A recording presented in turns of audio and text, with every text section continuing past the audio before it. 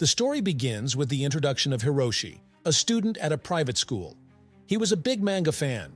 In Japan in the 1980s, manga was a popular thing to read, after reading a high school manga called Bebop. Inspired by that manga, Hiroshi wants to enter a public school and become a member of its gangster group. So he drops out of the private school he was studying in and joins a public school. But by the time he got there, keeping this in mind, he had changed his appearance. He had cut his hair short and dyed it red. When Hiroshi arrived at his new school, he began to worry about unnecessary problems. With that, the attention of two important people in that school was on Hiroshi. The first one was Takashi, and the second one was Wanko. Both of them were calling Hiroshi to come to the field.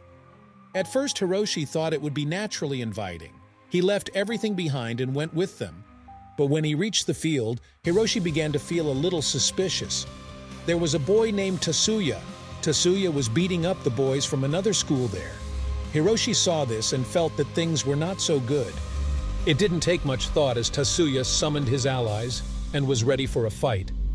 The school's strongest man at that time is Tatsuya. At first, Hiroshi tries to back away from it, but eventually he is forced to fight, and so the fight begins.